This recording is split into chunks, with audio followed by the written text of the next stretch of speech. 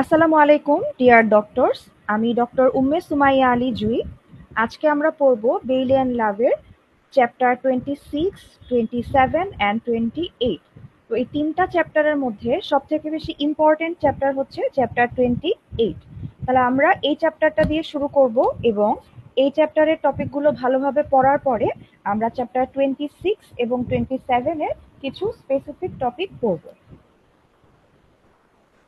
বেইলিয়ান লাভ বইটা অনেক বড় একটা বই এবং এই বইয়ের প্রত্যেকটা লাইন আমাদের পক্ষে পড়া সম্ভব না, বা যদি পড়া সম্ভব হয় তাহলে মনে রাখা সম্ভব না। সেজন্য আমরা আমাদের ব্রেনকে ওভারলোডেড করব না। আমরা বেইলিয়ান লাভ থেকে সব থেকে ইম্পর্টেন্ট যে টপিকগুলো বেছে বেছে আমরা সেই টপিকগুলোকেই ভালোভাবে পড়ার চেষ্টা করব এবং বুঝে পড়ার চেষ্টা করব।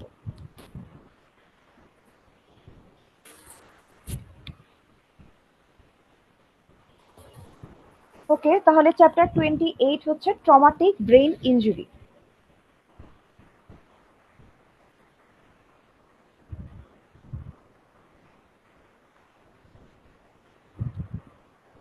ওকে, তো traumatic brain injury means head injury. কারণ হেড ইনজুরি হলে প্রথমে হেডের বাইরের দিকে যে স্কাল থাকবে, স্কালের বোনস ইনজুরি হবে। স্কাল ইনজুরি হলে তারপরে কি মেনিনজেস ইনজুরি হবে, তারপরে কি হবে, তারপরে ব্রেন ইনজুরি হবে। ওকে, তাহলে ট্রমাটিক ব্রেন ইনজুরি তার মানে কি, এটা হেড ইনজুরির ইফেক্ট, ট্রমাটিক ব্রেন ইনজুরি। এছাড়াও আর কি কি ধরনের ব্রেন ইনজুরি হতে পারে, যেমন সেরেব্রোভাস্কুলার ব্রেন ইনজুরি, যেটা কি স্ট্রোক। ওকে, এখন আমাদের ব্রেইনের যে blood supply, cerebral blood flow, আমাদের সেরেব্রাল ব্লাড ফ্লো হচ্ছে 55 ml per minute for every 100 gram of brain tissue.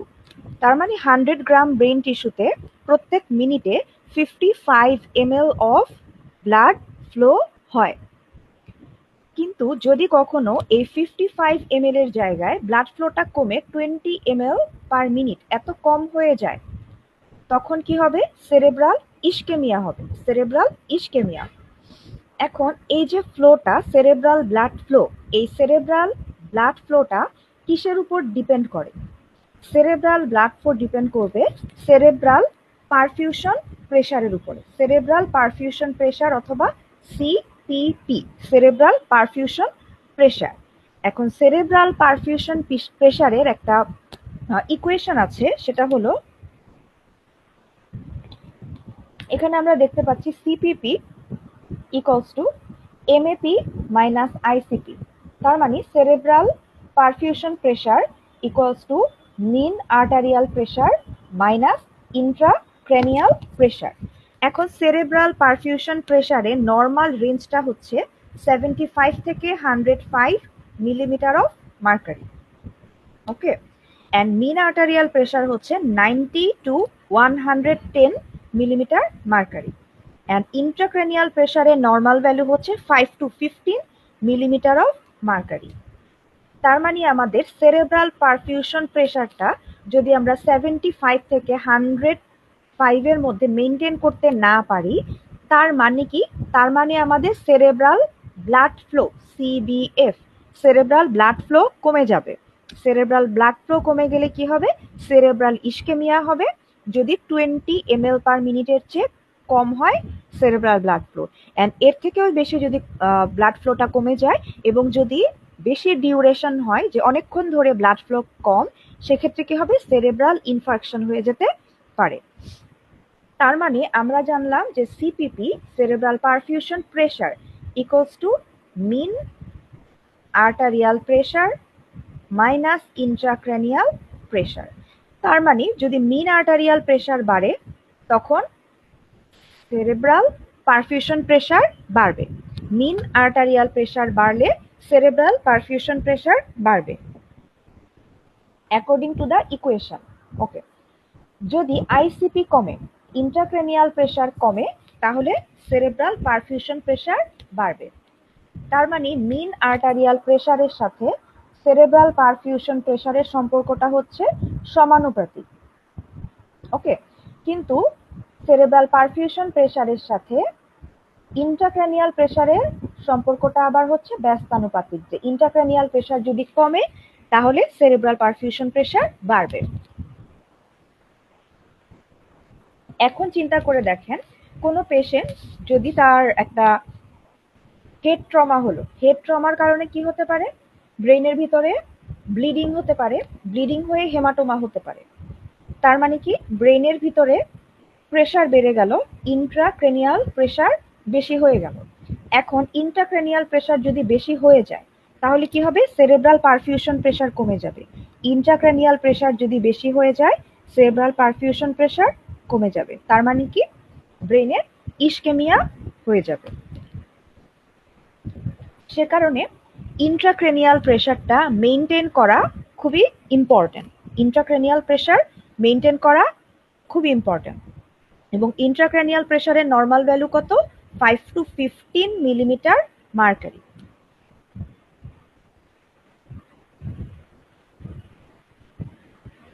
আমাদের নর্মাল মানুষের ব্রেনে একটা কনস্ট্যান্ট ব্লাড ফ্লো থাকে, constant blood flow, constant cerebral blood flow across the brain. Range কত, 50 to 150 millimeter mercury or higher in the setting of chronic hypertension. Chronic হাইপারটেনশনের ক্ষেত্রে 150 এর থেকেও বেশি হতে পারে। and a corresponding range of CPP. CPP range কত ছিল, 75 to 105, 75 to 105 ছিল।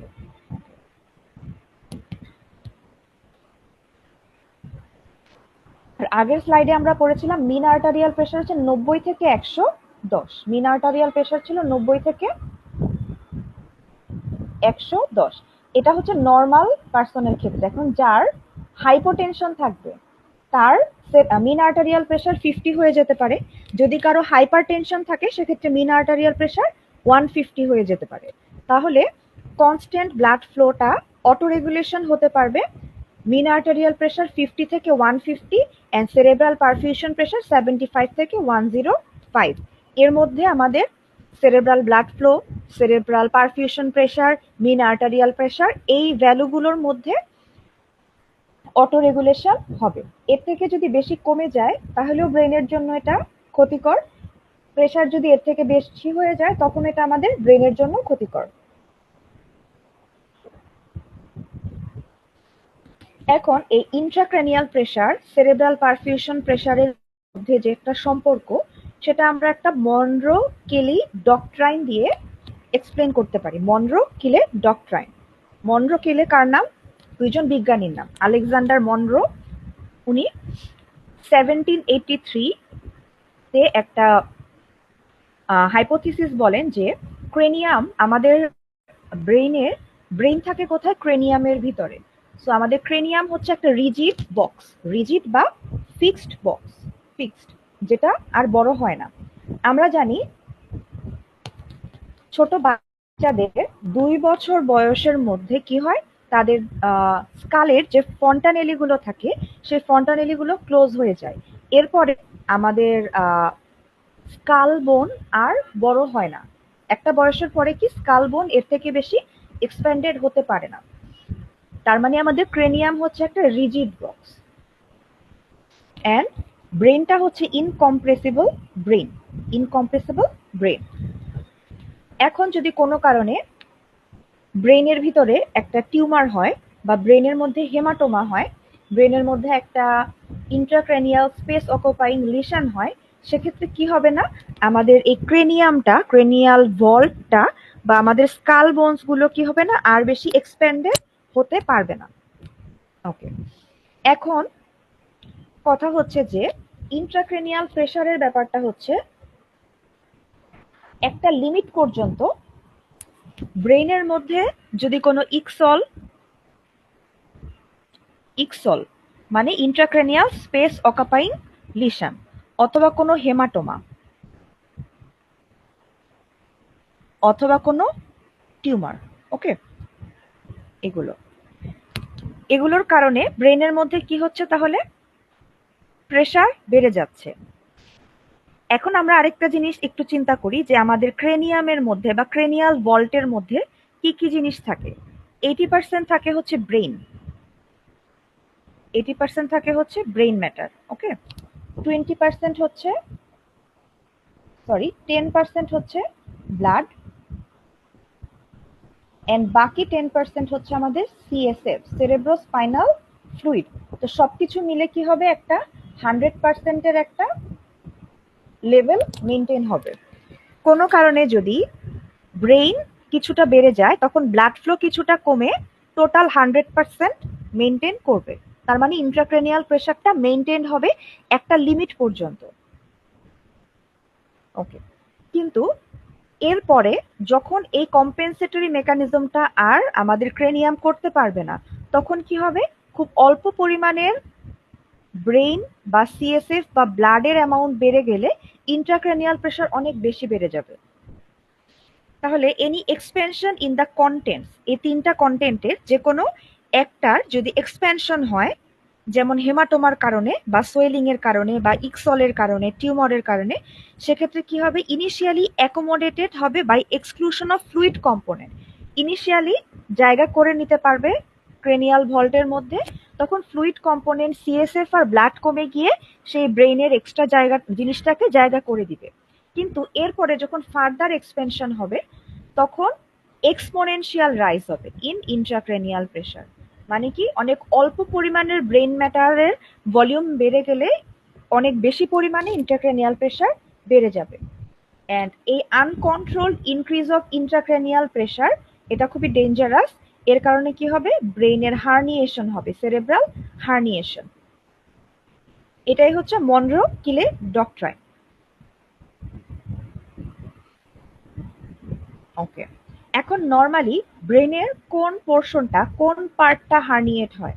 Normally uncus of the temporal lobe herniate করে over the tentorium, over the tentorium. আমরা এই ছবিটাতে যদি দেখি, এই জায়গাটা হচ্ছে আমাদের আঙ্কাস এবং আঙ্কাল হার্নিয়েশন হচ্ছে। এখন টেন্টোরিয়াম কি জিনিস? টেন্টোরিয়াম জিনিসটা হচ্ছে এই যে, এটা হচ্ছে আমাদের সেরেবেলাম, ওকে। এটা পিছন দিকের, এটা হচ্ছে আমাদের সেরেবেলাম।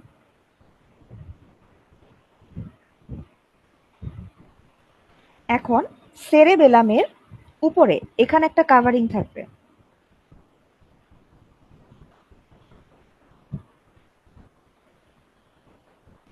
সেরেবেলামের উপরে এখানে একটা কাভারিং থাকে, এবং আমাদের এই যে সেরেব্রাল হেমিস্ফিয়ার, সেরেব্রাল হেমিস্ফিয়ারের উপরেও একটা কাভারিং থাকে।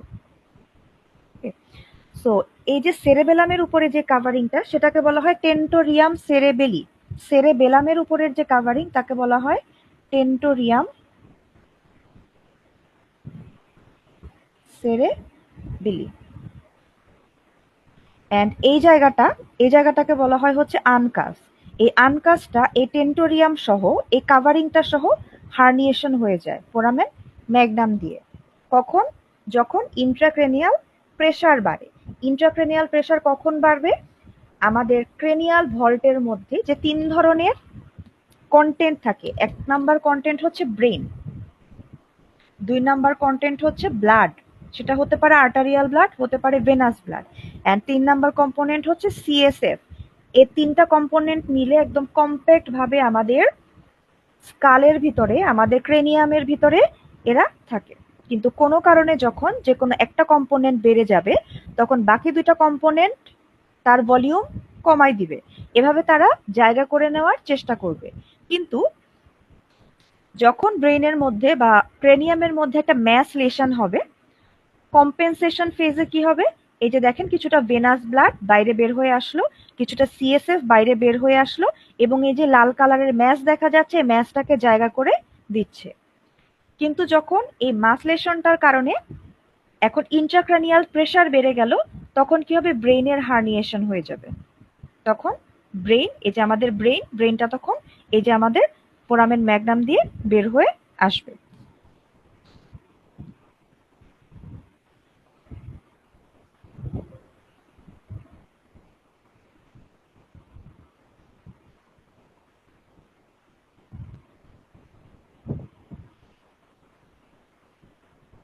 ওকে, তাহলে হার্নিয়েশন হয় কোন পোর্শনটার? ব্রেনের আনকাস নামের একটা পোর্শন হার্নিয়েশন হবে। এই পোর্শনটা হচ্ছে টেম্পোরাল লোবের একটা portion over the tentorium. Tentorium কি? Covering of the cerebellum. And এর কারণে কি হবে? Pupillary abnormality. পিউপিলারি অ্যাবনর্মালিটি কেন হবে? কারণ এই যে আনকাল হার্নিয়েশন হচ্ছে, এই আনকাল হার্নিয়েশনের কারণে আমাদের থার্ড ক্রেনিয়াল নার্ভ মানে হচ্ছে আমাদের অকুলোমোটর নার্ভ, আমাদের অকুলোমোটর নার্ভটা হ্যাম্পার্ড হবে, এই নার্ভটার ড্যামেজ হবে। অকুলোমোটর নার্ভ কি করে? প্যারাসিম্প্যাথেটিক ফাইবার ক্যারি করে, প্যারাসিম্প্যাথেটিক ফাইবার ক্যারি করে। এখন এই অকুলোমোটর নার্ভকে যদি কম্প্রেসড করে ফেলে আমাদের এই uncal herniation of the temporal lobe, তাহলে কি হবে? এই প্যারাসিম্প্যাথেটিক ফাইবারগুলো ব্লক হয়ে যাবে। এই প্যারাসিম্প্যাথেটিক ফাইবারগুলো কাকে সাপ্লাই দেয়? আমাদের পিউপিলকে সাপ্লাই দেয়। ওকে, পিউপিলকে সাপ্লাই দেয়। তাহলে যখন প্যারাসিম্প্যাথেটিক ফাইবারগুলো ড্যামেজড হয়ে যাবে তখন সিম্প্যাথেটিক ফাইবারগুলোর আপার হ্যান্ড নিয়ে নেবে। সিম্প্যাথেটিক ফাইবারগুলো আপার হ্যান্ড নিয়ে দিবে। আপার হ্যান্ড মানে কি? ও তখন বেশি কাজ করবে। সিম্প্যাথেটিক ফাইবারগুলো বেশি কাজ করবে, আনঅপোজড action of sympathetic fibres.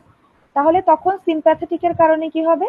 পিউপিলের dilatation হবে, পিউপিলের ডাইলেটেশন।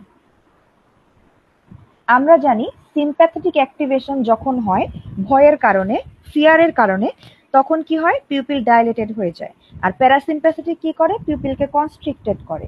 তাহলে যখন ব্রেইনের আনকাল হার্নিয়েশন হবে ডিউ টু ইনক্রিজড আইসিপি, যখন আনকাল হার্নিয়েশন হবে তখন থার্ড ক্রেনিয়াল নার্ভ বা অকুলোমোটর নার্ভের প্যারাসিম্প্যাথেটিক ফাইবারগুলো ব্লক হয়ে যাবে, যেটা কি করবে? সিম্প্যাথেটিক ফাইবারগুলোর ফাংশন তখন আনঅপোজড হয়ে যাবে এবং বেশি বেশি কাজ করবে, তখন পিউপিল ডাইলেটেশন হয়ে যাবে। এন্ড এই পিউপিলের ডাইলেটেশনটা শুরু হবে on the side of the haematoma. যে পাশে হেড ইনজুরি, যে পাশে হেমাটোমা, সেই পাশে আগে শুরু হবে। এন্ড এটা আস্তে আস্তে ওর্স হবে। কখন? এই হেমাটোমাটা যখন এক্সপ্যান্ড করবে তখন এটা আরো বেশি ওর্স হবে। সেরেবেলার টনসিলেরও হার্নিয়েশন হতে পারে থ্রু দ্য ফোরামেন ম্যাগনাম। তখন medullary vasomotor centre and respiratory সেন্টারগুলো কম্প্রেসড হয়। তাহলে কোন কোন জায়গায় হার্নিয়েশন হয়? প্রথমে আমরা পড়লাম যে হার্নিয়েশন হবে টেম্পোরাল লোবের আনকাস, যেটাকে আমরা বলতেছিলাম আঙ্কাল হার্নিয়েশন বা টেন্টোরিয়াল হার্নিয়েশন। আরেকটা হার্নিয়েশন হয় কি? সেরেবেলাম হার্নিয়েশন হতে পারে, সেরেবেলার টনসিলের হার্নিয়েশন হতে পারে। সেটা কি করবে? Medullary vasomotor centre and respiratory সেন্টারকে কম্প্রেস করবে। তখন কি হবে? কুশিংস ট্রায়াড। কুশিংস ট্রায়াড মানে কি? 1 নম্বরে হাইপারটেনশন, 2 নম্বরে ব্র্যাডিকার্ডিয়া অ্যান্ড 3 নম্বরে হচ্ছে ইররেগুলার রেসপিরেশন। এটা হচ্ছে কুশিংস ট্রায়াড। কুশিংস ট্রায়াড তাহলে কেন হয়? ইন্ট্রাক্রেনিয়াল প্রেসার বেড়ে গেলে হয়। ইন্ট্রাক্রেনিয়াল প্রেসার বেড়ে গেলে কেন কুশিংস ট্রায়াড হয়? বিকজ সেরেবেলার টনসিলের হার্নিয়েশন হয়। সেরেবেলার টনসিলের হার্নিয়েশন হলে এই টনসিলটা কি করবে? Medullary vasomotor centre and respiratory সেন্টারকে কম্প্রেস করবে। এই জিনিসটাকে বলা হয় coning. And brain stem death will result without immediate intervention. And যদি আমরা আইসিপিটাকে না কমাই তাহলে কি হবে? ব্রেন স্টেম ডেথ হবে। ওকে, তাহলে আনকাল হার্নিয়েশন হচ্ছে এই জায়গাটা, আর সেরেবেলামের টনসিলার হার্নিয়েশন দেখানো হয়েছে এখানে, কারণ এটা হচ্ছে সেরেবেলাম। ওকে, সেরেবেলামের টনসিল হচ্ছে এটা, তাহলে সেরেবেলার টনসিলের হার্নিয়েশন। তার মানে ইনক্রিজ আইসিপির জন্য কি কি জিনিস হয়? ইনক্রিজ আইসিপির জন্য হয় আনকাল হার্নিয়েশন। আনকাল হার্নিয়েশনের জন্য কি হতে পারে? আনকাল হার্নিয়েশনের জন্য পিউপিল ডাইলেটেড হবে। Pupil dilated. কেন pupil dilated? Because third cranial nerve compressed হবে। এছাড়াও আইসিপি বেড়ে গেলে আরো কি হবে, সেরেবেলার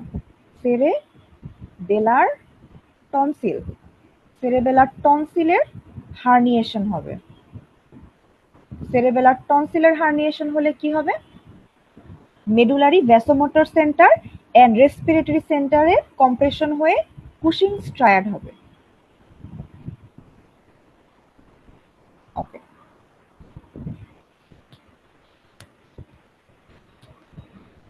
আমরা সবাই গ্লাসগো কোমা স্কেল সম্পর্কে জানি, জিসিএসটা আমরা কেন করি, কোনো পেশেন্টের কনসাসনেস লেভেল দেখার জন্য আমরা গ্লাসগো কোমা স্কেলটা ইউজ করি। তাহলে হেড ইনজুরির সিভিয়ারিটিটা বোঝার জন্য আমরা এই জিসিএস স্কোরটাকে ইউজ করব হেড ইনজুরির সিভিয়ারিটি বোঝার জন্য। অ্যান্ড পোস্ট রিসাসিটেশন জিসিএস, রিসাসিটেশনের পরে একটা হেড ইনজুরির পেশেন্ট যখন আমাদের কাছে আসবে, আমরা আগেই তার জিসিএস দেখব। জিসিএস দেখে আমরা ডিসাইড করতে পারি যে এখন পেশেন্টকে সিটি স্ক্যান করতে দিব নাকি পেশেন্টকে ইনটিউবেশন করব, সেটা আমরা বুঝতে পারি। ওকে, এখন রিসাসিটেশনের পরে পেশেন্টকে আমরা ফ্লুইড দিব, পেশেন্টকে আমরা ব্লাড লাগলে ব্লাড দিব, অ্যান্টিবায়োটিক দিব, বা ইনটিউবেশন লাগলে ইনটিউবেশন দিব। তো রিসাসিটেশনের পরে আমরা জিসিএসটা আবার মেজার করব। এন্ড এই পোস্ট রিসাসিটেশন জিসিএস স্কোর দিয়ে আমরা সিভিয়ারিটি বুঝতে পারি। তো যদি জিসিএস হয় 15 with no loss of consciousness, তার মানে minor head injury, and GCS 14 or 15 with loss of consciousness, patient unconscious হয়ে গেছে, তখন mild head injury. and GCS 9 থেকে 13 moderate head injury, and GCS 8 এর কম তার মানে severe head injury. and this is very very important, যখনই 8 বা তার কম হয়ে যাবে GCS, ইনটিউবেশন তখনই ইনটিউবেশন করতে হবে, আইসিইউতে নিতে হবে।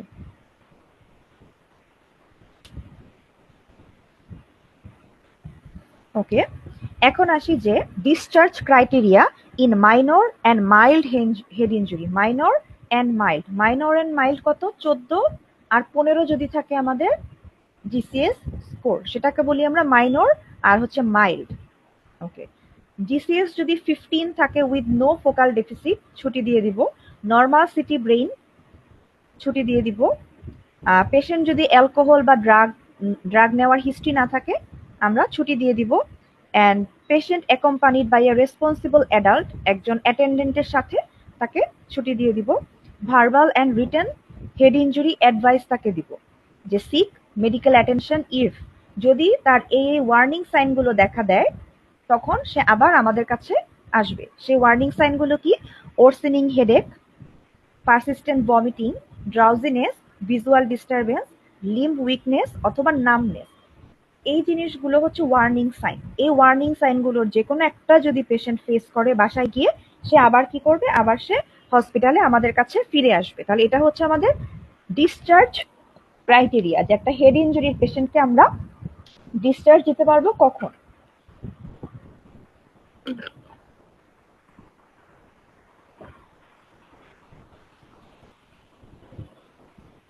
ওকে, আরেকটু আগে যাওয়ার আগে, কন্টিনিউ করার আগে, আমাদের সাথে আছেন ডক্টর বাঁধন ভাইয়া, শুনতে পাচ্ছেন আমাকে?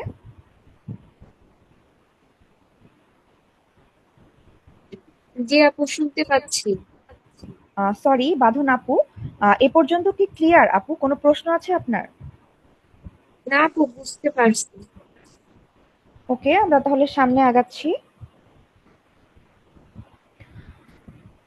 এখন আমরা পড়বো টেবিল 28.3, খুবই ইম্পর্টেন্ট একটা table.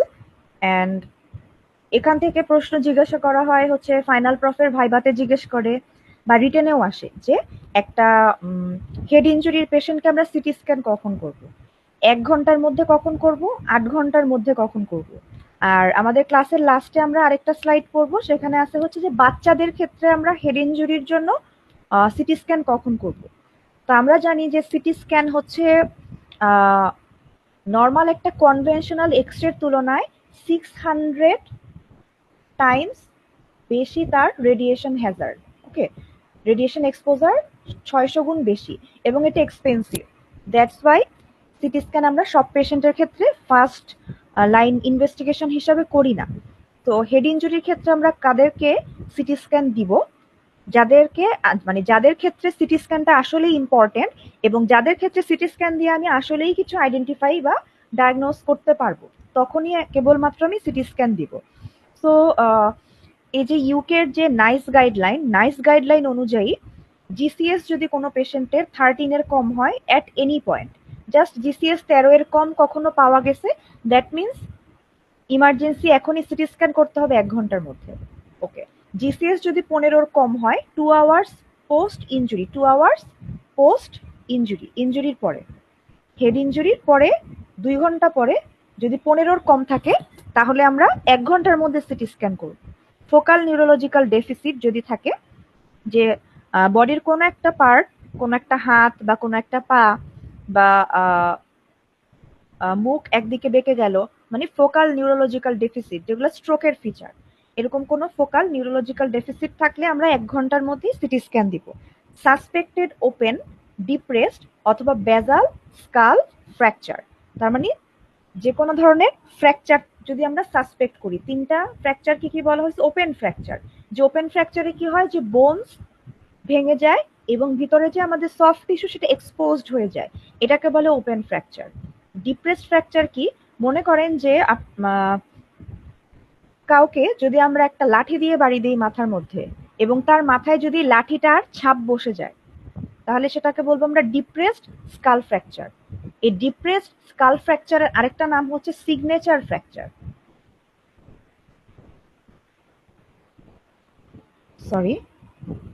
Signature fracture. And depress skull ফ্র্যাকচারের নাম কি? Signature fracture. এই প্রশ্নটা এমআরসিএস পার্ট এতে আসে, ঠিক আছে? তার মানে সিগনেচার যেরকম, বা একটা ছাপ চিন্তা করেন যে আপনি একটা মানুষকে তার মাথার মধ্যে আপনি যা দিয়ে বাড়ি মারবেন সেটারই একটা ছাপ তার মাথার মধ্যে বসে যাবে, এটাকেই বলতেছে ডিপ্রেসড ফ্র্যাকচার। এরপর আছে হচ্ছে base of the skull fracture. একটা জিনিস চিন্তা করে দেখেন, ফার্স্ট ইয়ারে আমরা একটা কঙ্কালের মাথা হাতে নিয়ে তার বেজ অফ দ্য স্কালে কতগুলা ফোরামেন সম্পর্কে পড়তাম। তো ওই জিনিসটাই কি আমাদের বেজ অফ দ্য স্কাল, আমাদের স্কালের যে বেজ, যেখানে অনেকগুলো ফোরামেন থাকে, ফোরামেন ওভালি, ল্যাসারাম, স্পিনোসাম, এটা সেটা, ক্যারোটিড ক্যানেল, অনেক কিছু থাকে। তো ওইটাই হচ্ছে আমাদের বেজ অফ দ্য স্কাল। এই বেজ অফ দ্য স্কালে বডির সব থেকে ইম্পর্টেন্ট অর্গানগুলো, সব থেকে ইম্পর্টেন্ট নার্ভগুলো, ইম্পর্টেন্ট ব্লাড ভেসেলগুলো এখানে থাকে। তাহলে base of the skull fracture যদি আমরা সাসপেক্ট করি, সেক্ষেত্রে আমরা 1 ঘন্টার মধ্যে সিটি স্ক্যান করতে দিব। এরপরে আসি vomiting. More than 1 episode of vomiting যদি থাকে, তাহলে আমরা কি করব?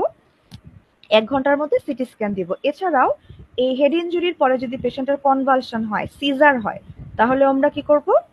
1 ঘন্টার মধ্যে সিটি স্ক্যান দিব। তাহলে এই 6টা পয়েন্ট একেবারে বুঝে বুঝে মুখস্থ করে ফেলতে হবে, খুবই ইম্পর্টেন্ট, আপনার পরীক্ষার জন্য ইম্পর্টেন্ট। এটা আপনার এসবিএ তে আসবে, এটা আপনার এমসিকিউতে আসবে, এটা আপনার এফসিপিএস এ আসবে, এটা আপনারা যারা প্রফ দিবেন প্রফে আসবে, প্রফে আবার এটা হচ্ছে রিটেনে আসবে, আবার প্রফের ভাইভাতে জিজ্ঞেস করবে। ওকে, এছাড়াও আপনারা যারা যখন যে কোনো হসপিটালে ইমার্জেন্সিতে কাজ করতে যাবেন এবং আপনাদের কাছে হেড ইনজুরির পেশেন্ট আসবে, তখন আপনাদেরকে এটা অ্যাপ্লাই করতে হবে যে কাদেরকে আপনি 1 ঘন্টার মধ্যে সিটি স্ক্যান দিবেন। তাহলে এটা পড়া আমাদের জন্য একদম ফরজ, মুখস্থ করে ফেলবেন একদম। এখন আসেন সিটি স্ক্যান কখন আমরা 8 ঘন্টার মধ্যে করব। 8 ঘন্টার মধ্যে, ওকে। এজ যদি 65 এর বেশি হয়, পেশেন্টের যদি কোয়াগুলোপ্যাথি বা ব্লিডিং ডিসঅর্ডার থাকে, অথবা পেশেন্ট যদি অ্যাসপিরিন, ওয়ারফেরিন, রিভারক্সাবান এই টাইপের কোনো ড্রাগ নেয় যেগুলোর কারণে ব্লিডিং টেন্ডেন্সি থাকতে পারে। এছাড়াও ডেঞ্জারাস মেকানিজম অফ ইনজুরি, যেমন fall from a height, road traffic accident, and retrograde amnesia more than 30 minutes. Retrograde amnesia মানে পিছনের কথা ভুলে গেছে পেশেন্ট, 30 মিনিটসের বেশি সময় ধরে সে পিছনের কথা, আগের কথা মনে করতে পারতেছে না, রেট্রোগ্রেড অ্যামনেশিয়া। তখন আমরা পেশেন্টদেরকে 8 ঘন্টার মধ্যে সিটি স্ক্যান করতে দিব। এরপরে আসি প্রাইমারি সার্ভে, তারপরে পড়বো আমরা সেকেন্ডারি সার্ভে। কথা হচ্ছে যে কোনো ট্রমার পেশেন্টকে আমরা অ্যাসেস করি এবং ম্যানেজ করি হচ্ছে ATLS, advanced trauma life support, advanced trauma life support, এই প্রোটোকল দিয়ে আমরা অ্যাসেস করি এবং ম্যানেজ করি। তো প্রাইমারি সার্ভেতে কি আছে? প্রাইমারি সার্ভেতে আছে হচ্ছে আমরা adequate oxygenation and circulation maintain করব। আমরা পেশেন্টের এয়ারওয়ে চেক করব, তার ব্রিদিং দেখব, তার স্যাচুরেশন দেখব,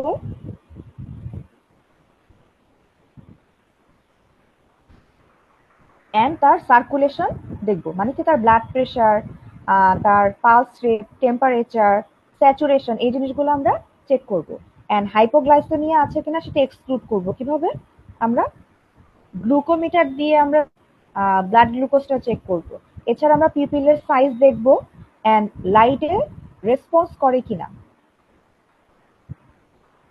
এছাড়া আমরা জিসিএস স্কোর দেখব as soon as possible. And আমরা ফোকাল নিউরোলজিক্যাল ডেফিসিট আছে কিনা সেটা দেখব বিফোর ইনটিউবেশন ইফ পসিবল। এখন ইনটিউবেশন আমরা কখন করি? যখন জিসিএস স্কোর 8 বা তার কম হবে, তখন আমরা ইনটিউবেশন করি।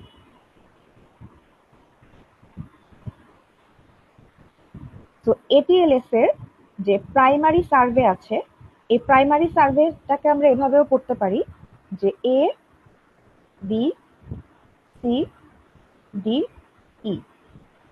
ওকে, এতে হচ্ছে এয়ারওয়ে,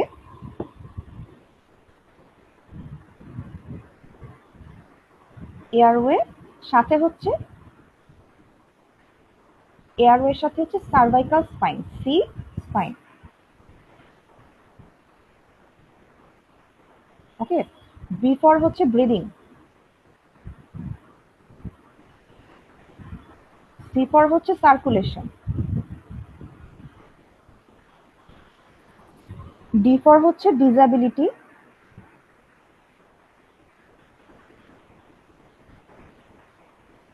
ই ফর হচ্ছে এক্সপোজার। তাহলে আমরা ABCDE এভাবে আমরা পেশেন্টকে অ্যাসেস করব। ফার্স্টে আমরা এয়ারওয়ে দেখব। এয়ারওয়ে ঠিক করার জন্য আমরা কি করি? চিন lift, jaw thrust, R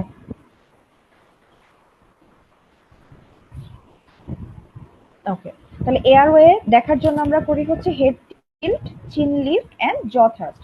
and সাথে আমরা সার্ভাইকাল স্পাইনটা ইমোবিলাইজ করব যে সার্ভাইকাল স্পাইনে কোনো ইনজুরি আছে কিনা, এবং সার্ভাইকাল স্পাইনটাকে আমরা সোজা করে দিব কি দিয়ে? সার্ভাইকাল কলার বা স্যান্ড ব্যাগ বা টেপ দিয়ে। ওকে, তারপরে হচ্ছে ব্রিদিং। আমরা ব্রিদিং, পেশেন্ট ঠিক মতো ব্রিদিং নিতে পারছে কিনা দেখবো, এবং আমরা স্যাচুরেশনটা দেখবো। যদি পেশেন্টের অক্সিজেন লাগে আমরা হাই ফ্লো অক্সিজেন দিয়ে দিব। এরপর আসে সার্কুলেশন। আমরা পেশেন্টের ব্লাড প্রেশার দেখবো, ইউরিন আউটপুট দেখবো, পালস রেট দেখবো, টেম্পারেচার দেখবো, এবং পেশেন্টের ফ্লুইড লাগলে আমরা ফ্লুইড দিব, ব্লাড লাগলে আমরা ব্লাড দিব। এরপর আমরা ডিসএবিলিটি দেখবো যে পেশেন্ট হাত পা মুভ করতে পারে কিনা। এরপর আমরা এক্সপোজ করব, পেশেন্টের ফুল বডি এক্সপোজ করে আমরা দেখব, তার স্পাইন এক্সপোজ করে দেখব স্পাইনে ইনজুরি হলো কিনা বা আর কোথায় কোথায় ইনজুরি আছে সেগুলো আমরা দেখব। এটা হচ্ছে আমাদের প্রাইমারি সার্ভে। প্রাইমারি সার্ভে হচ্ছে সিম্পলি আমাদের ABCDE।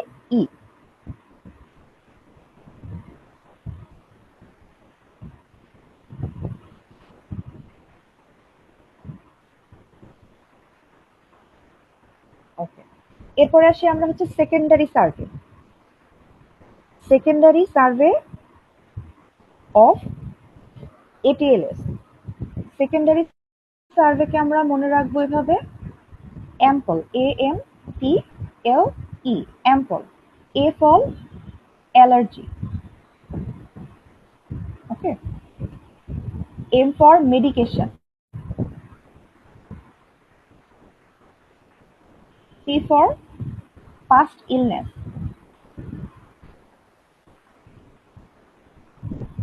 L for last meal, say last কখন খেয়েছে, and E for events। তাহলে এই পাঁচটা জিনিস হচ্ছে অ্যাম্পল, এটা হচ্ছে সেকেন্ডারি সার্ভে। এখানে আমরা ব্যাটল সাইন দেখব, পেরিঅরবিটাল ব্রুজিং দেখব, blood in the ear, nose, mouth, to point a base of the skull fracture. Base of the skull ফ্র্যাকচারের কতগুলো ফিচার আছে, সেগুলো হচ্ছে র্যাকুন আই। র্যাকুন আই কি? Periorbital ব্রুজিং, and blood around the periorbital structure, এটাকে বলা হয় raccoon eye. raccoon eye. এছাড়াও আছে ব্যাটল সাইন। ব্যাটল সাইন মানে হচ্ছে আমাদের কানের পিছনে যে ম্যাস্টয়েড প্রসেস থাকে, কানের পিছনে যে ম্যাস্টয়েড প্রসেস থাকে, এই ম্যাস্টয়েড প্রসেসে ব্রুইজিং হয়, ম্যাস্টয়েড প্রসেসে ব্রুজিং হয় বা একাইমোসিস হয়, এটাকে বলা হয় ব্যাটল সাইন। এছাড়াও সার্ভাইকাল স্পাইন ফ্র্যাকচার দেখার জন্য আমরা সার্ভাইকাল স্পাইন চেক করব, log roll to check the whole spine for steps and tenderness and per rectal examination. তাহলে আমরা স্পাইন চেক করে দেখব স্পাইনে কোনো ইনজুরি আছে কিনা, অ্যান্ড পাররেক্টাল এক্সামিনেশন ডিআরই করেও দেখব কোনো সমস্যা আছে কিনা। তাহলে আমাদের প্রাইমারি সার্ভে মানে হচ্ছে ABCDE এবং এই বক্সটা দেখবেন, অ্যান্ড আমাদের সেকেন্ডারি সার্ভে মানে হচ্ছে অ্যাম্পল এন্ড সাথে এই 3টা পয়েন্ট মাথায় রাখতে হবে। এরপরে চলে আসি আমরা হচ্ছে মেইন যে ট্রমা, সেই ট্রমাগুলোতে। যেমন প্রথমে হচ্ছে স্কালের বল্টের fracture, skull vault fracture. Skull vault মানে কি? ক্রেনিয়াম, ক্রেনিয়াম বা cranial bone fracture. Closed cranial fracture of the skull vault managed conservatively. যদি ক্লোজড ফ্র্যাকচার হয় কনজারভেটিভলি ম্যানেজ করব। ক্লোজড ফ্র্যাকচারে আমাদের কোনো অ্যান্টিবায়োটিক বা কোনো সার্জিক্যাল ট্রিটমেন্টের দরকার নাই, ওকে। কিন্তু যদি ওপেন হয়, ওপেন অথবা কমিউনেটেড ফ্র্যাকচার। কমিউনেটেড ফ্র্যাকচার কি? অনেকগুলো ছোট ছোট টুকরা হয়ে যাবে, যে বোনসটা ফ্র্যাকচার হচ্ছে সেই বোনসটার মাল্টিপল পিস হয়ে যাবে ছোট ছোট, সেটাকে বলতেছে কমিউনেটেড ফ্র্যাকচার। তাহলে ওপেন ফ্র্যাকচার বা কমিউনেটেড ফ্র্যাকচার যদি হয় তখন আমরা ডিব্রাইডমেন্ট করব, প্রোফাইলেকটিক অ্যান্টিবায়োটিক দিব। এরপরে আসি ডিপ্রেসড স্কাল ফ্র্যাকচার, যেটাকে বলছিলাম আমরা সিগনেচার ফ্র্যাকচার। এটা inward displacement of a bone fragment by at least the thickness of the skull, okay. তার মানে স্কালটা কি নিচের দিকে দেবে যাবে, ইনওয়ার্ড ডিসপ্লেসমেন্ট হবে স্কালের। এটা কখন হয়? যখন একটা small object hit the skull at high velocity, অনেক জোরে, অনেক হাই ভেলোসিটির কোনো একটা ইনস্ট্রুমেন্ট দিয়ে যদি মানুষের মাথায় বাড়ি দেওয়া হয় তখন ডিপ্রেসড ফ্র্যাকচার হবে। এই ডিপ্রেসড ফ্র্যাকচারটা হচ্ছে কমনলি একটা ওপেন ফ্র্যাকচার, একটা compound fracture, okay. Open fracture, high incidence of infection, and open fracture মানে কি? এখানে অনেক ইনফেকশন হওয়ার চান্স বেশি, অ্যান্ড নিউরোলজিক্যাল ডেফিসিট হওয়ার চান্স বেশি, অ্যান্ড এপিলেপসি হওয়ার চান্স বেশি। তাহলে এই যে ডিপ্রেসড ফ্র্যাকচার, এটা কি? এটা এক ধরনের কম্পাউন্ড ফ্র্যাকচার, এটা এক ধরনের ওপেন ফ্র্যাকচার, এবং এটার কারণে infection, neurological deficit and let onset epilepsy, এই 3টা জিনিস হওয়ার চান্স অনেক বেশি। অ্যান্ড এই ফ্র্যাকচারগুলোর কি দরকার? এক্সপ্লোরেশন দরকার অ্যান্ড ইলিভেশন দরকার, কারণ এখানে ক্রেনিয়ামের মধ্যে এয়ার ঢুকে যায়, ইন্ট্রাক্রেনিয়াল এয়ার ঢুকে যায়, pointing to a breach in the dura mater, and dura ম্যাটারে একটা ব্রিচ দেখতে পাই আমরা।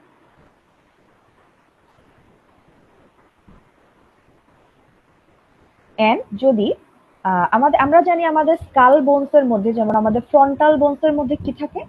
আমাদের ফ্রন্টাল সাইনাস থাকে।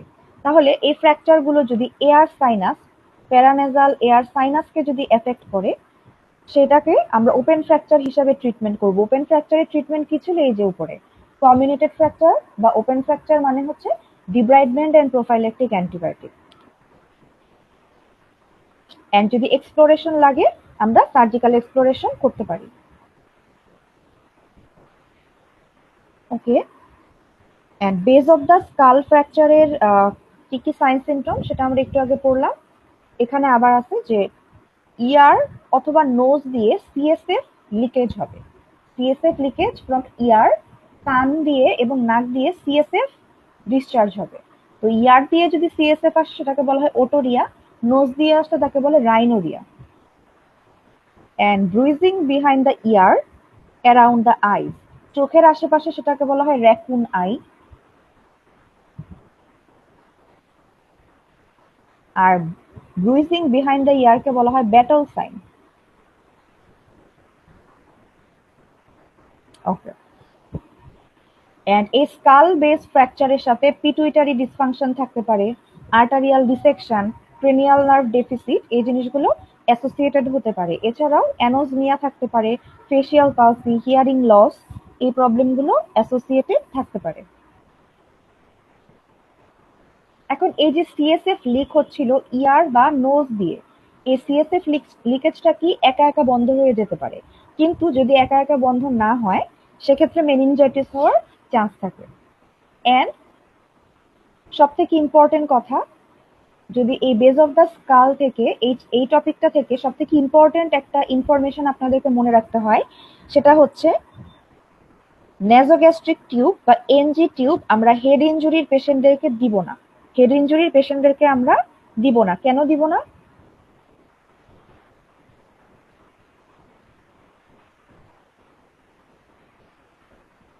কারণ এই পেশেন্টের অলরেডি কি আছে, base of the skull fracture. তাহলে base of the skull fracture হলে নোজ দিয়ে এটা আমাদের অ্যাবডোমেনের মধ্যে না গিয়ে কি হতে পারে, এটা ব্রেনের মধ্যে ঢুকে যেতে পারে ফলস প্যাসাজ হয়ে, যদি base of the skull fracture থাকে। তার মানে এটা খুবই ডেঞ্জারাস। সো আমরা এনজি টিউব দিব না।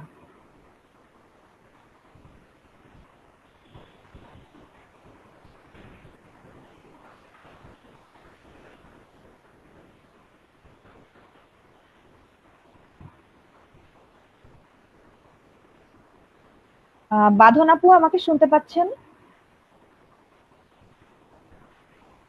জি আপু। আপু, এ পর্যন্ত ক্লিয়ার? জি। ওকে, কোনো প্রশ্ন ছিল আপনার? না আপু। ওকে, তাহলে আমরা কন্টিনিউ করি। এখন আমরা যে টপিকটা পড়বো এটা হচ্ছে অনেক ইম্পর্টেন্ট, এক্সট্রাডুরাল হেমাটোমা। এখান থেকে সব পরীক্ষার প্রশ্ন আসে, এখান থেকে এফসিপিএস এ প্রশ্ন আসে, এই টপিকটা থেকে এমএস এ প্রশ্ন আসে, MRCS part A and B, সব জায়গায় এই টপিকটা থেকে প্রশ্ন আসে। তাহলে নিউরোসার্জিক্যাল ইমার্জেন্সি, যদি আপনাকে প্রফের ভাই জিজ্ঞাসা করে যে একটা নিউরোসার্জিক্যাল ইমার্জেন্সি সম্পর্কে বলো, তার মানে এক্সট্রাডুরাল হেমাটোমা একটা নিউরোসার্জিক্যাল ইমার্জেন্সি। এটা কেন হয়? এটা হয় স্কাল ফ্র্যাকচারের সাথে যদি একটা আর্টারি রাপচার হয়। এই আর্টারিটার নাম কি? আর্টারিটার নাম হচ্ছে middle meningeal artery. Middle meningeal artery. Middle meningeal আর্টারিটা কোথায় থাকে? আমাদের স্কালের সাইডে একটা জায়গা আছে যেটাকে বলা হয় টেরিয়ন। টেরিয়ন, ওকে। এখন টেরিয়নটা কোথায় থাকে? আমাদের স্কালের সাইডে, ইয়ারের উপরে, কানের উপরের দিকে একটা জায়গা, যেখানে চারটা বোনের মিটিং পয়েন্ট। চারটা বোন কি কি? Frontal, parietal, temporal and sphenoidal. Okay, এই চারটা বোনের মিটিং পয়েন্ট হচ্ছে টেরিয়ন। এই টেরিয়নের পিছনে কি থাকে? Middle meningeal artery. এন্ড এই মিডল মেনিনজিয়াল আর্টারি যদি ড্যামেজ হয় তখন কি হবে? Extradural haematoma. এন্ড এটা কোন জায়গাটাতে হয়? Thin squamous part of the temporal bone. Squamous part of the temporal bone. আমরা জানি টেম্পোরাল বোনের পেট্রাস পার্ট থাকে, স্কোয়ামাস পার্ট থাকে, ম্যাস্টোয়েড পার্ট থাকে। তার মানে এখানে ফ্র্যাকচারটা হয় squamous part of the temporal বোনে। এখানে ট্রানজিয়েন্ট লস অফ কনসাসনেস, কিছু সময়ের জন্য পেশেন্ট অজ্ঞান হয়ে যায়, এরপর আবার তার কনসাসনেস ফিরে আসে, দেন সে আবার আনকনসাস হয়ে যায়। তাহলে এই যে দুইটা আনকনসাস পিরিয়ডের মাঝখানে একটা কনসাস পিরিয়ড, এটাকে বলা হচ্ছে লুসিড ইন্টারভাল। লুসিড ইন্টারভাল তার মানে কি হচ্ছে? পেশেন্টের একটা হেড ইনজুরি হচ্ছে, প্রথমে তার একটা এপিসোড অফ আনকনসাসনেস। এটা কেন হচ্ছে? প্রাইমারি ইনজুরি বা ট্রমাটার কারণে। এন্ড তারপরে কি হচ্ছে? পেশেন্ট আবার তার কনসাসনেস গেইন করতেছে, সে অজ্ঞান থেকে তার জ্ঞানটা ফিরে পাচ্ছে। এখন কথা হচ্ছে পরবর্তীতে আবার পেশেন্ট কেন আনকনসাস হয়ে যায়? পরবর্তীতে আনকনসাস হয়ে যায় ডিউ টু হেমাটোমা। তাহলে প্রথমে আনকনসাস হচ্ছে মাথার মধ্যে সে যে বাড়ি খেলো সেটার জন্য, just due to the trauma. And তার পরবর্তীতে সে যখন আবার অজ্ঞান হয়ে যাবে, এটা কেন? Due to the haematoma. Okay, তার মানে এক্সট্রাডুরাল হেমাটোমা সেখানে ব্লাড জমা হবে due to rupture of the middle meningeal artery behind the squamous part of the temporal bone, তখন পেশেন্ট আবার আনকনশাস হয়ে যাবে। তাহলে এই যে দুইটা আনকনশাস পিরিয়ড, তার মাঝখানে যে একটা কনশাস পিরিয়ড, সেটাকে বলা হচ্ছে লুসিড ইন্টারভাল। এই লুসিড ইন্টারভালে পেশেন্টের হেডেক থাকবে এবং নিউরোলজিক্যাল ডেফিসিট থাকবে না, এখানে কোনো নিউরোলজিক্যাল ডেফিসিট থাকবে না। ওকে, এখানে নিউরোলজিক্যাল ডেফিসিট কেন থাকবে না? কারণ এটা তো এক্সট্রা ডুরাল, ডুরার বাইরে। তবে ডুরার বাইরে মানে হচ্ছে ডুরা এবং স্কাল বোন এর মাঝখানে ব্লিডিংটা জমা হচ্ছে, তার জন্য এখানে নিউরোলজিক্যাল ডেফিসিট হবে না।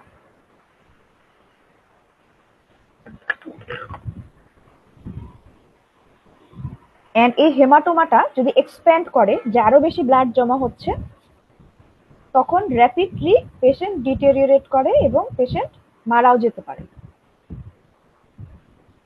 এখানে সাইন সিমটম কি কি থাকবে? কন্ট্রাল্যাটারাল হেমিপ্যারেসিস, পেশেন্ট যেই পাশে তার মাথায় আঘাত পাবে তার অপোজিট পাশে, তার যে পাশের মিডল মেনিনজিয়াল আর্টারি রাপচার হলো তার অপোজিট পাশের হেমিপ্যারেসিস।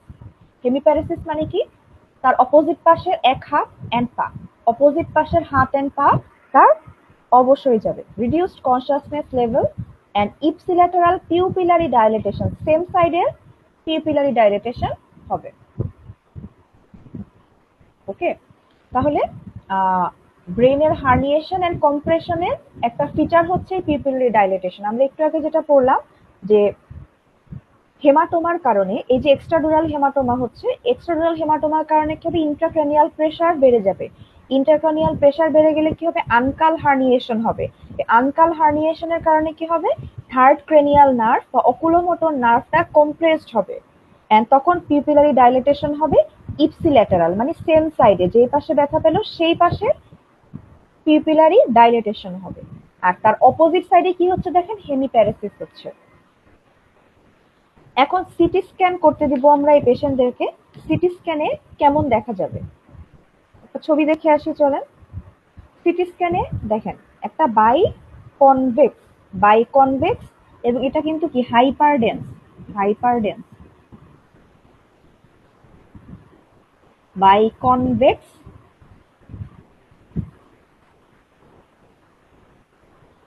বাইকনভেক্স হাইপারডেন্স একটা শ্যাডো, সাথে কি মিডলাইন শিফটিং। খেয়াল করে দেখেন মিডলাইন কিন্তু এটা, আমি যে লাল দাগটা আঁকলাম এটা হচ্ছে মিডলাইন, কিন্তু দেখেন এই যে এটা এদিকে সরে গেছে, এই যে এদিকে সরে গেছে, মিডলাইন শিফটিং হয়ে গেছে। ওকে, তাহলে উইথ মিডলাইন শিফটিং।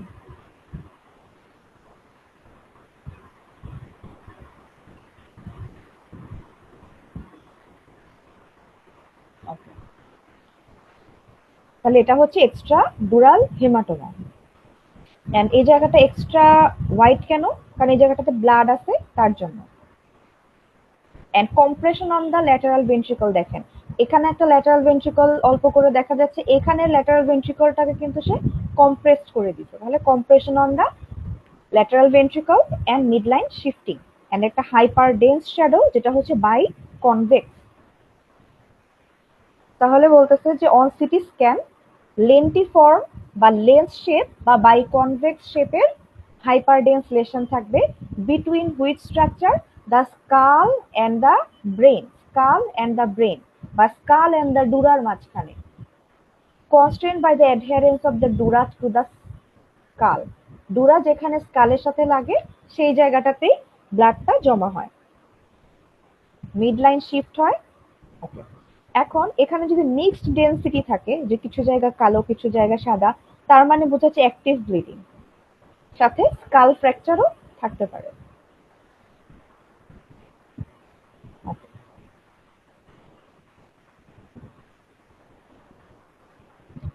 এখন আমরা শুরুতেই বললাম যে এক্সট্রাডুরাল হেমাটোমা হচ্ছে একটা নিউরোসার্জিক্যাল ইমার্জেন্সি, তার মানে এই পেশেন্টকে আর্জেন্টলি ট্রান্সফার করতে হবে নিউরোসার্জিক্যাল ফ্যাসিলিটি যেখানে আছে সেখানে। সেখানে আমরা কি করব?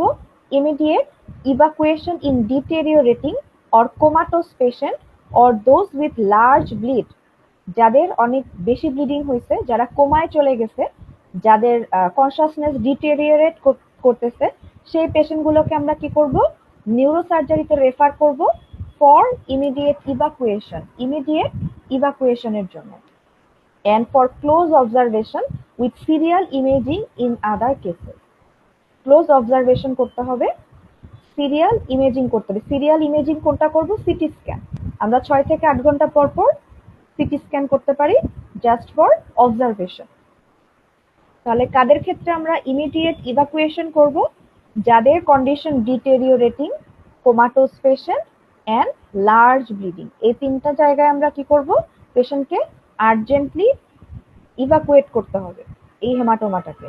আর অন্য সব পেশেন্টের ক্ষেত্রে আমরা অবজারভেশন করব with serial imaging with CT scan.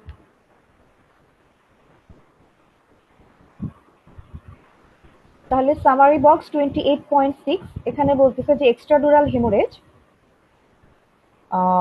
এখানে একটা লুসিড ইন্টারভাল থাকবে, লেন্টিফর্ম বা বাইকনভেক্স শেপ থাকবে, অ্যান্ড ইমার্জেন্সি ট্রান্সফার করব আমরা নিউরোসার্জিক্যাল ইউনিটে, সেখানে আমরা ইভাকুয়েশন করব। এখন ইভাকুয়েশন কিভাবে করব? ক্র্যানিওটমি অথবা বারহোল আর হচ্ছে ক্র্যানিওটমি।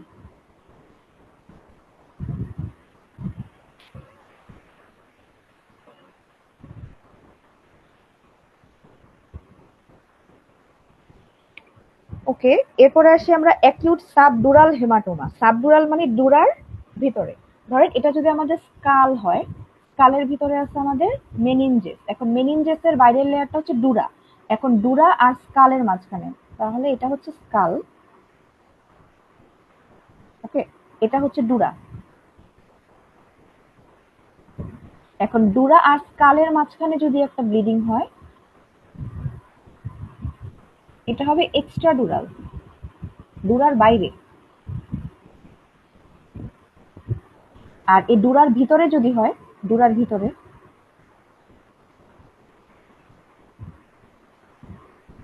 সরি, আর যদি ডুরার ভিতরে একটা ব্লিডিং হয় এরকম ক্রিসেন্ট শেপের, সেটা হচ্ছে সাবডুরাল, সেটা হচ্ছে subdural haematoma. So acute subdural haematoma দুই ধরনের পেশেন্টের হতে পারে। একটা হচ্ছে high energy injury, rupture of the cortical surface of the vessel with primary brain injury, তার মানে ট্রমাটিক হতে পারে। এই ট্রমার কারণে কি হবে? হেমাটোমা হবে, rapid deterioration of the patient's condition, raised intracranial pressure, and সাথে এক্সট্রাডুরাল হেমাটোমাও থাকতে পারে, কিন্তু এখানে লুসিড ইন্টারভাল থাকবে না। লুসিড ইন্টারভাল ছিল এক্সট্রাডুরাল হেমাটোমাতে, কিন্তু সাবডুরাল হেমাটোমাতে লুসিড ইন্টারভাল থাকবে না। ওকে, এখন এখানে আমরা ক্র্যানিওটমি বা ক্র্যানিয়েক্টমি করে আমরা ট্রিটমেন্ট করতে পারি। তার মানে সাবডুরাল হেমাটোমা মানে ডুরার ভিতরে, আর এক্সট্রাডুরাল মানে হচ্ছে ডুরার বাইরে। তাহলে অ্যাকিউট সাবডুরাল হেমাটোমা হতে পারে হাই এনার্জি ইনজুরির কারণে। সেকেন্ডলি হতে পারে অ্যান্টিকোয়াগুলেটেড পেশেন্ট, লোয়ার এনার্জি ইনজুরি, মানে খুব হালকাভাবে তার মাথায় সে আঘাত পেল, কিন্তু সে অ্যান্টিকোয়াগুলেশন থেরাপি পায়, সেই পেশেন্টের ক্ষেত্রেও সাবডুরাল হেমাটোমা হতে পারে। এটা মেইনলি হচ্ছে ভেনাস ব্লিডিং। সাবডুরাল হেমাটোমাটা হচ্ছে ভেনাস ব্লিডিং, কিন্তু আমরা যেটা পড়ে আসছি এক্সট্রাডুরাল হেমাটোমা, সেটা হচ্ছে আর্টারিয়াল ব্লিডিং। এক্সট্রাডুরাল হেমাটোমা হচ্ছে আর্টারিয়াল ব্লিডিং, আর্টারিয়াল, কিন্তু সাবডুরাল হেমাটোমা হচ্ছে ভেনাস ব্লিডিং।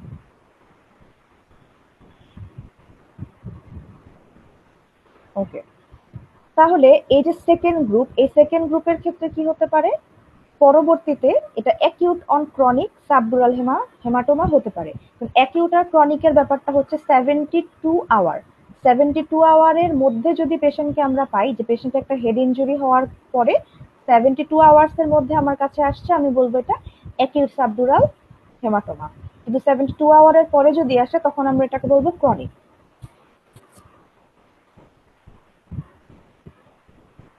ওকে, তাহলে এখানে ক্রনিক সাবডুরাল হেমাটোমা কাদের ক্ষেত্রে হয়? ওল্ডার অ্যাডাল্টদের ক্ষেত্রে হয় ক্রনিকটা। এবং তাদের ক্ষেত্রে সেরেব্রাল অ্যাট্রফি হয়ে যাবে, ব্রেনের সেলগুলো অ্যাট্রফি হয়ে যাবে। এন্ড ক্রনিক সাবডুরাল হেমাটোমা কখন হয়? কর্টিক্যাল ডুরাল ব্রিজিং ভেইনের ব্লিডিং এর কারণে ক্রনিক সাবডুরাল হেমাটোমা হয়। এন্ড এখানেও রেজড আইসিপি এর ফিচার থাকে এন্ড ফোকাল নিউরোলজিক্যাল ডেফিসিট থাকে। এন্ড এখানে রিসেন্ট একটা ট্রমার হিস্ট্রি থাকবে পেশেন্টের, অথবা পেশেন্ট অ্যান্টিপ্লেটলেট ড্রাগ বা অ্যান্টিকোয়াগুলিন ড্রাগের হিস্ট্রি থাকবে। তো ইমেজিং এ এই সাবডুরাল হেমাটোমাকে কেমন দেখা যাবে, একটু ছবি দেখে আসি। দেখেন এখানে ইমেজিং এ সাবডুরাল হেমাটোমাকে কেমন দেখা যাচ্ছে? ক্রিসেন্টিক শেপ, এরকম ক্রিসেন্টিক শেপ। ওকে, তার মানে ক্রিসেন্টিক শেপ।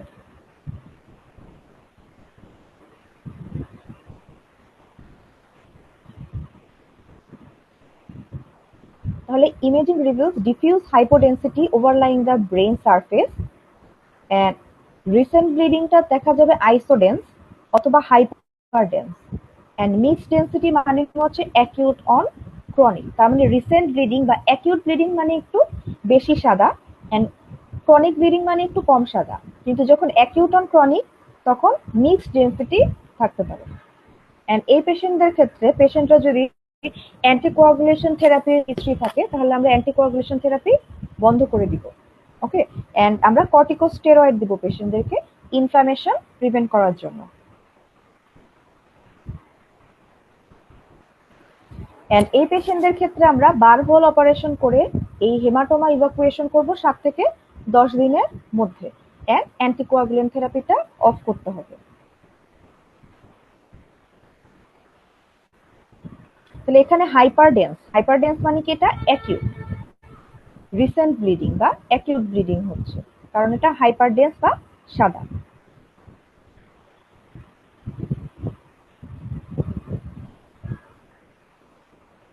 ওকে, এখন আসি এই ছবিটাতে। দেখেন এ নাম্বার ছবিতে এটা হচ্ছে একটা হাইপারডেন্স, এখানে এটা সাদা দেখা যাচ্ছে তাই না? তার মানে এটা হচ্ছে হাইপারডেন্স। হাইপারডেন্স মানে কি? হাইপারডেন্স মানে অ্যাকিউট ব্লিডিং। হাইপারডেন্স মানে অ্যাকিউট ব্লিডিং। এন্ড এখানে মিডলাইন শিফটিং হয়েছে, কারণ মিডলাইনের দাগ তো এরকম সোজা থাকার কথা, মিডলাইন এরকম বাঁকা হয়ে গেছে। ওকে, আর দেখেন এখানে ভেন্ট্রিকলের উপর কম্প্রেশন পড়ছে, কারণ এই পাশের ভেন্ট্রিকল দেখা যাচ্ছে না, তাহলে ভেন্ট্রিকলের উপরে কম্প্রেশন পড়ছে। সো এখানে কি বলছে দেখেন এ নাম্বারে, রাইট সাইডের acute subdural haematoma acute and hyperdense lesion and midline shift হয়েছে। ওকে, এটা একটা হাই এনার্জি ইনজুরি, কারণ এটা আমরা বলবো এটা একটা হাই এনার্জি ইনজুরি। ওকে, এরপর আসি বি, বাইল্যাটারাল সাবডুরাল হেমাটোমা। লেফটেরটা হচ্ছে মিক্সড ডেন্সিটি। দেখেন এখানেও এরকম একটা হেমাটোমা আছে, যেটা হচ্ছে কি হাইপোডেন্স। হাইপোডেন্স মানে কি? এটা ক্রনিক, এটা হাইপোডেন্স, তার মানে এটা ক্রনিক। হাইপোডেন্স মানে এটা ক্রনিক। আর এই পাশেরটা দেখেন, এই পাশে হচ্ছে এইটা আমাদের হেমাটোমা, এর মাঝখানে সাদা সাদা ছোপ ছোপ আছে এবং কালো আছে, কালো সাদার একটা মিক্সড। এটা মিক্সড মানে হচ্ছে এটা অ্যাকিউট অন ক্রনিক। মিক্সড মানে হচ্ছে এটা অ্যাকিউট অন ক্রনিক। আর এটা হচ্ছে লো এনার্জি ইনজুরি।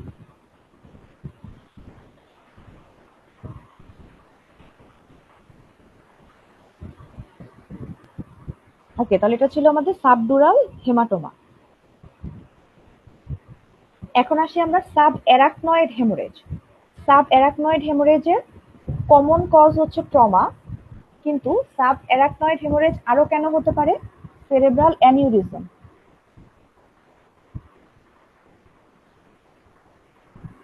সেরেব্রাল অ্যানিউরিজমের জন্য হতে পারে, যাদের পলিসিস্টিক কিডনি ডিজিজ আছে, পিকেডি, পলিসিস্টিক কিডনি ডিজিজ, তাদের ক্ষেত্রে হতে পারে sub arachnoid haemorrhage.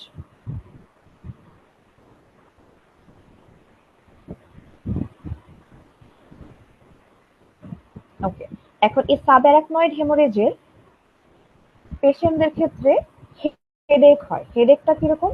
Thunder clap headache. Thunderclap thunderclap headache, খুবই থ্রবিং একটা পেইন হয় হেডে, অ্যান্ড পেশেন্ট ডেসক্রাইব করে যেটা হচ্ছে worst pain in his life. এখন এই সাবঅ্যারাকনয়েড হেমোরেজের পেশেন্ট যখন আমাদের কাছে আসবে এরকম একটা হেডেক সে কমপ্লেন করবে, এবং হেডেকের সাথে পেশেন্টের ফোটোফোবিয়া থাকতে পারে, ভমিটিং থাকতে পারে, নেক রিজিডিটিও থাকতে পারে। তো আমাদের মাথায় তখন একটা হেড ইনজুরির চিন্তা আসবে, আর আমরা ট্রমার হিস্ট্রি নিব, এন্ড পেশেন্টকে একটা আমরা সিটি অ্যাঞ্জিওগ্রাফি করতে দিতে পারি যে তার কোনো অ্যানিউরিজম আছে কিনা সেটা দেখার জন্য।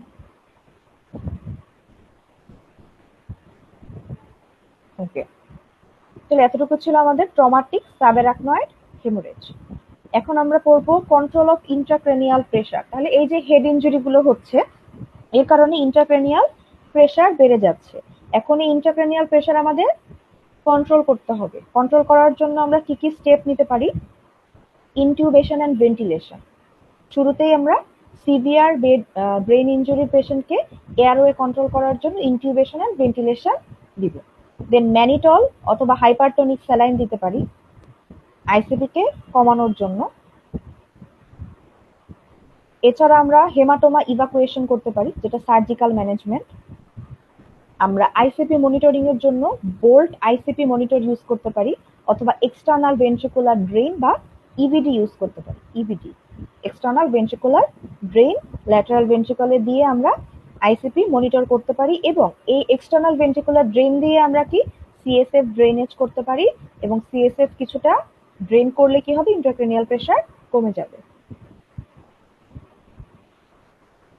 ইন্ট্রাক্রেনিয়াল প্রেসার যদি অনেকক্ষণ ধরে মানে সাস্টেইনড 20 to 25 মিলিমিটার মার্কারি বা তার বেশি হয়, সাথে আউটকাম ভালো না, এন্ড সাথে হচ্ছে maintenance of CPP 60 millimetre mercury, তার মানে কি এখন আমাদের আইসিপি কমাতে হবে to prevent secondary brain injury.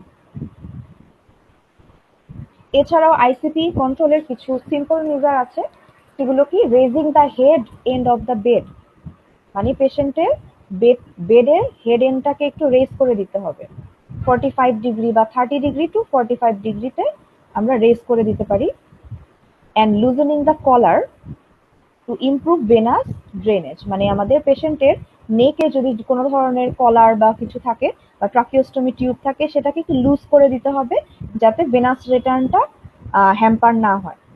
এছাড়াও সিজার অ্যান্ড পাইরেক্সিয়ার জন্য আমরা অ্যাপ্রোপ্রিয়েট ড্রাগ দিব, কন্ট্রোল করব, কারণ সিজারের কারণে আইসিপির পাইরেক্সিয়ার কারণেও কিন্তু আইসিপি বাড়তে পারে। এছাড়া আমরা sedative, analgesic and muscle relaxant দিতে পারি আইসিপি কন্ট্রোল করার জন্য।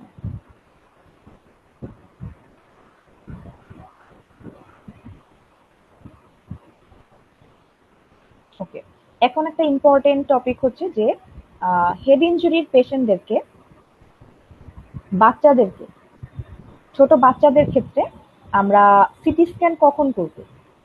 ইউকে নাইস গাইডলাইন অনুযায়ী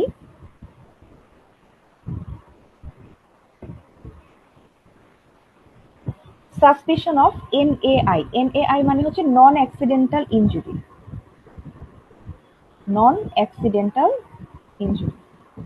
নন অ্যাক্সিডেন্টাল ইনজুরি মানে হচ্ছে বাচ্চাকে কেউ ইচ্ছা করে ইনজুরি করলো, ইচ্ছা করে বাচ্চাকে কেউ মারলো। ওকে, তাহলে suspicion of non accidental injury. Then first seizure, যে পেশেন্টের ফিব্রাইল সিজার বা এপিলেপসির কোনো হিস্ট্রি নাই, বাট এই প্রথমবারের মতো পেশেন্টের সিজার হলো, তাহলে আমরা সিটি স্ক্যান করব। জিসিএস 14 কম অথবা 15 কম, আন্ডার 1, 1 বছরের কম বাচ্চাদের ক্ষেত্রে, তাহলে আমরা সিটি স্ক্যান করব। অ্যান্ড জিসিএস 15 কম 2 আওয়ার্স পোস্ট ইনজুরি, তখন আমরা সিটি স্ক্যান করব। Base of the skull fracture, focal neurological deficit, and কোনো bruise, swelling, laceration more than 5 centimetre in under 1, 1 বছরের কম বয়সে যদি 5 সেন্টিমিটারের বেশি কোনো ইনজুরি থাকে তখন আমরা সিটি স্ক্যান করব। এছাড়াও এগুলার মধ্যে মোর দেন 1, একটার বেশি যদি পজিটিভ থাকে, আনকনশাস 5 মিনিটের বেশি, abnormal ড্রজিনেস, 4 or more episode of vomiting, dangerous mechanism and amnesia more than 5 minutes, এই 5টা পয়েন্টের মধ্যে একটা বা তার বেশি থাকলে আমরা সিটি স্ক্যান করব। ওকে, ওকে, তাহলে এতটুকু হচ্ছে আমাদের চ্যাপ্টার নাম্বার 28 থেকে পড়া।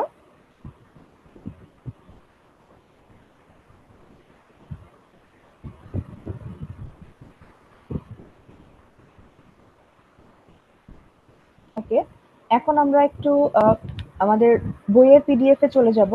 সেখান থেকে আমরা চ্যাপ্টার 26 এন্ড 27 থেকে কিছু জিনিস আপনাদেরকে একটু দাগিয়ে দিব, যেগুলো আপনারা একটু নিজে নিজে পড়ে নেবেন, যেগুলো পরীক্ষার জন্য খুব বেশি ইম্পর্টেন্ট না, জাস্ট একটু নলেজ রাখলে ভালো, এই আর কি। তো ফার্স্টে আসি আমরা chapter 26, introduction to trauma. Summary বক্সগুলো একটু দেখতে পারেন যে ওকে, এটা ইম্পর্টেন্ট না।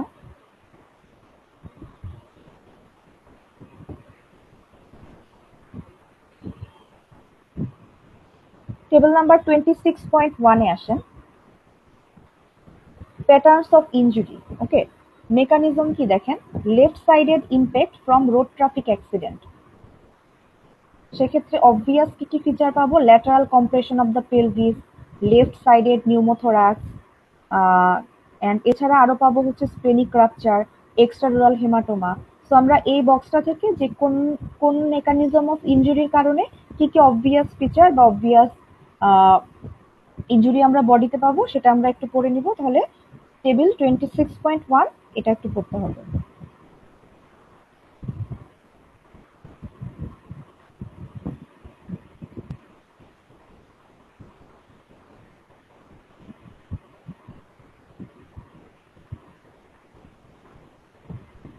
ওকে, criteria for damage control surgery and early total care. এই বক্সটা একটু পড়তে হবে যে ড্যামেজ কন্ট্রোল সার্জারিতে আমরা কখন যাব, যখন পেশেন্টের হাইপোথার্মিয়া, হাইপোথার্মিয়া মানে বডি টেম্পারেচার 34 ডিগ্রি সেন্টিগ্রেডের কম, অ্যাসিডোসিস, ব্লাডের পিএইচ যদি 7.2 এর কম হয়, সেরাম ল্যাকটেট 5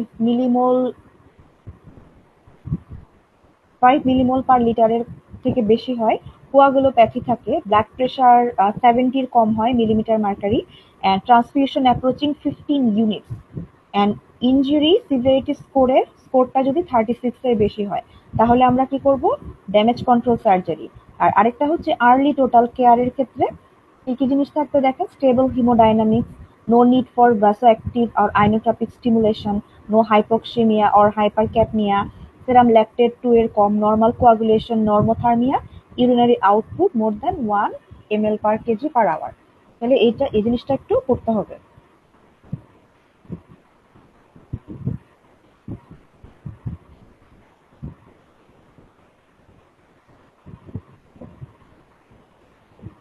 ওকে, এখানে প্রাইমারি সার্ভের এই জিনিসগুলো একটু দেখি। দেখেন এখানে একটা ছবি আছে যে একজন unrestrained driver with severe craniofacial injury, craniofacial injury একটা রোড ট্রাফিক অ্যাক্সিডেন্টের পেশেন্ট। তো এরকম একজন পেশেন্ট যখন আমাদের কাছে আসবে, আমরা কি করব, প্রথমে আমরা দেখব কোনো এক্সটার্নাল হেমোরেজ আছে কিনা, যে বডির কোনো জায়গা থেকে অবভিয়াসলি ব্লিডিং হচ্ছে কিনা। সেখানে আমি গিয়ে কি করব, দেখেন এখানে লেখা আছে ডিরেক্ট প্রেসার দিব, প্রেসার, প্যাকিং বা ব্যান্ডেজ দিয়ে, জাস্ট টনিকুয়েট কিছু দিয়ে জাস্ট ব্লিডিংটা তখন বন্ধ করতে হবে। এরপরে আমরা চলে আসব প্রাইমারি সার্ভে, ABCDE যেটা বললাম সেখানে। তাহলে এরপর ছিল airway with cervical spine control. তাহলে প্রথমে আমরা দেখবো সার্ভাইকাল স্পাইনটা, যে ঘাটটাকে আমরা সোজা করব, পেশেন্টের নেকটাকে আমরা সোজা করব। নেকটা যদি সোজা না হয়, যে নেকে ইনজুরি হয়েছে, নেকে ফ্র্যাকচার হয়ে গেছে, সেক্ষেত্রে আমরা নেকে কোনো কলার দিতে পারি, স্যান্ড ব্যাগ দিতে পারি, টেপ দিতে পারি, এগুলো দিয়ে আমরা নেকটাকে ইমোবিলাইজ করতে পারি। এরপর আমরা চলে আসবো এয়ারওয়ে। এয়ারওয়ে মানে আমরা দেখবো সাকশন, আমরা হচ্ছে পেশেন্টের এয়ারওয়েতে কোনো সিক্রেশন থাকলে সেগুলোকে সাকশন দিব, সাকশন দিয়ে বের করে ফেলার চেষ্টা করব।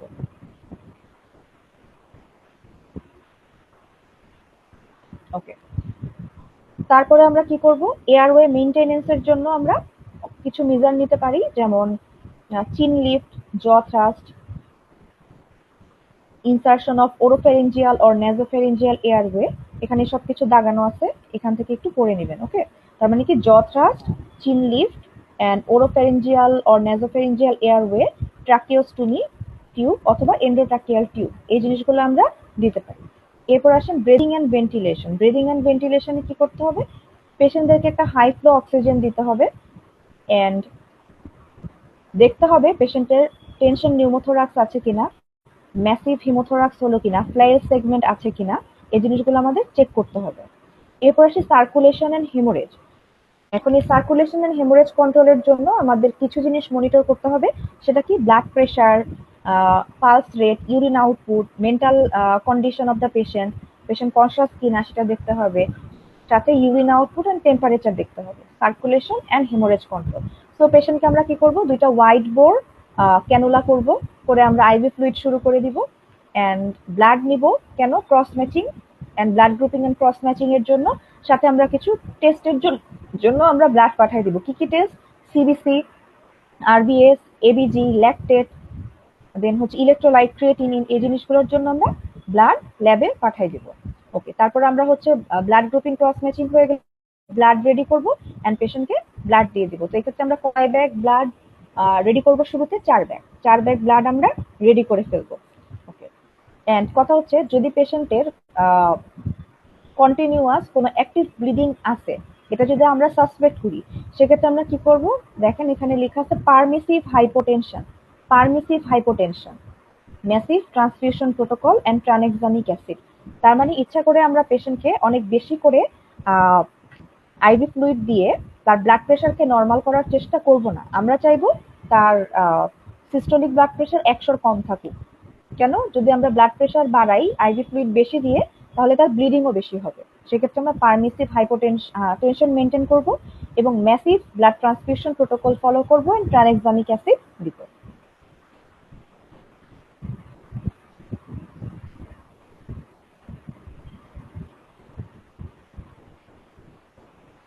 তাহলে সামারি বক্স 27.2 এটা একটু আপনারা রিডিং দিবেন। 27.3 এটাও একটু রিডিং দিবেন। 27.3 তে বলছে যে হোল বডি সিটি স্ক্যান আমরা এই পেশেন্টের জন্য কেন করব? এই পেশেন্টকে আমরা head to pelvis CT scan with IV contrast করব। এটা হচ্ছে gold standard investigation for any trauma patient. কেন? আমরা বডির ভিতরে কোথাও কোনো সলিড অর্গান ইনজুরি আছে কিনা বা কোনো বোন ফ্র্যাকচার আছে কিনা সেটা দেখার জন্য আমরা হোল বডি সিটি স্ক্যান করব। এরপরে আসে ডিসএবিলিটি এন্ড এক্সপোজার। ওকে, আমরা পেশেন্টের জিসিএস স্কোর দেখব, পিউপিল দেখব এন্ড পেশেন্ট অল ফোর লিম্বসে মুভ করতে পারে কিনা, পেশেন্ট অ্যালার্ট আছে কিনা, কনসিয়াস আছে কিনা, এগুলা দেখব। দেখেন এখানে কিছু ছবি আছে, এটা একটা ইনজুরির ছবি। এগুলো হচ্ছে ডিগ্লভিং ইনজুরি। ডিগ্লভিং ইনজুরি মানে কি? পেশেন্টের বডি সারফেসের উপরে স্কিন এন্ড কিছু সফট টিস্যু সরে গেছে, ডিগ্লভিং ইনজুরি। তাহলে পেশেন্টকে অ্যাডিকুয়েটলি এক্সপোজ করতে হবে। পেশেন্টের বডির ড্রেস খুলে আমাদের দেখতে হবে কোথাও কোনো ইনজুরি আছে কিনা। এরপরে লগ রোলিং। লগ রোলিং মানে হচ্ছে পেশেন্টের কোনো পেলভিক ফ্র্যাকচার আছে কিনা, স্পাইন ফ্র্যাকচার আছে কিনা সেটা চেক করতে হবে। ওকে, এখন পেশেন্টের কনসাসনেস দেখার জন্য আমরা কি করি? গ্লাসগো কোমা স্কেল দিয়ে আমরা পেশেন্টের কনসাসনেস মেজার করি। কথা হচ্ছে গ্লাসগো কোমা স্কেলে স্কোরিংটা দেখেন। আই এর জন্য হচ্ছে 1 2 3 4, ভার্বালের জন্য 1 2 3 4 5 এন্ড মোটরের জন্য হচ্ছে 1 2 3 4 5 6। তার মানে 6 8 4 10 আর 5 15। তার মানে হাইয়েস্ট হচ্ছে 15। আমরা যারা কনসাস আছি তাদের জিসিএস 15, কিন্তু একজন পেশেন্টের একদম লোয়েস্ট জিসিএস হতে পারে কত? 3। মানে একজন ডেড পার্সনের জিসিএস কত? 3।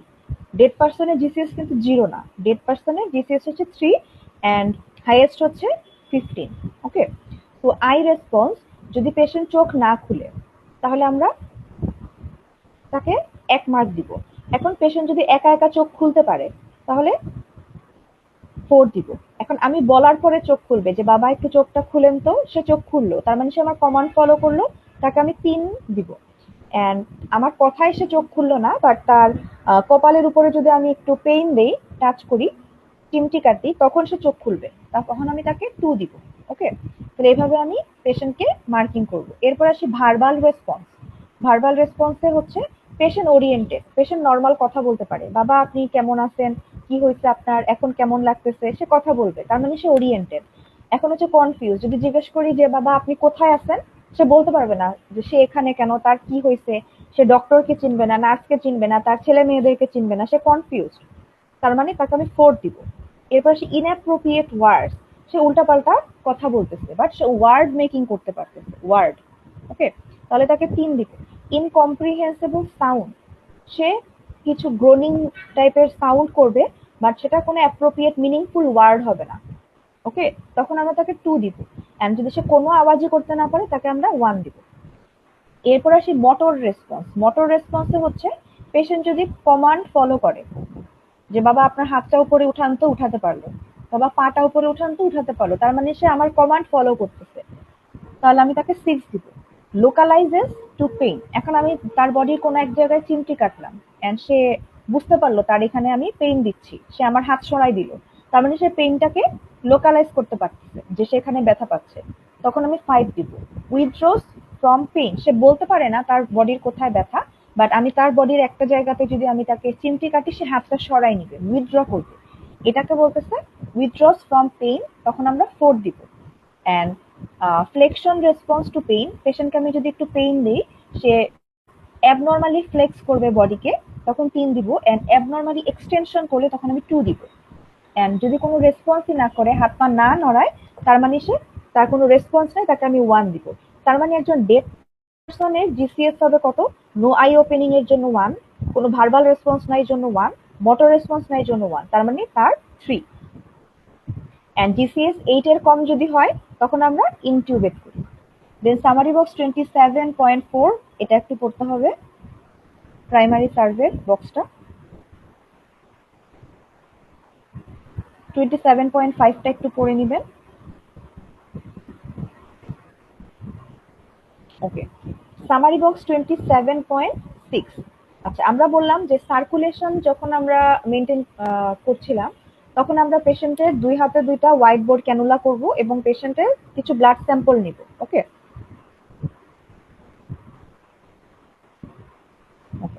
তো ব্লাড স্যাম্পল নিয়ে আমরা কিছু ব্লাড টেস্ট করতে পাঠাবো, তার মধ্যে একটা বলেছিলাম ল্যাকটেট। তো এই ল্যাকটেটের লেভেল দেখে আমরা রিসাসিটেশনে কি ডিসিশন নিতে পারি। দেখেন, ল্যাকটেট যদি 2 এর কম হয়, তখন আমরা etc, early total care. Lactate যদি 2 থেকে 3 হয়, তখন আমরা increasing or decreasing, look at the trend, যে ল্যাকটেটটা কমতেছে নাকি বাড়তেছে, আমরা সিরিয়ালি ল্যাকটেট মেজার করব। 3 এর বেশি হলে ফার্দার রিসাসিটেশন লাগবে অথবা ড্যামেজ কন্ট্রোল সার্জারি লাগবে। 5 এর বেশি হলে ড্যামেজ কন্ট্রোল সার্জারি লাগবে। ওকে, তাহলে এই বক্সটা ইম্পর্টেন্ট, ল্যাকটেট লেভেলের এই বক্সটা। ওকে, তাহলে মোটামুটি এতটুকু ছিল আমাদের আজকের ক্লাস। আশা করি সবাই বুঝতে পেরেছেন। কারো কোনো অসুবিধা থাকলে বা কোনো কিছু প্রশ্ন থাকলে জিজ্ঞাসা করতে পারেন। বাঁধন আপু, আপনি কি আছেন এখনো?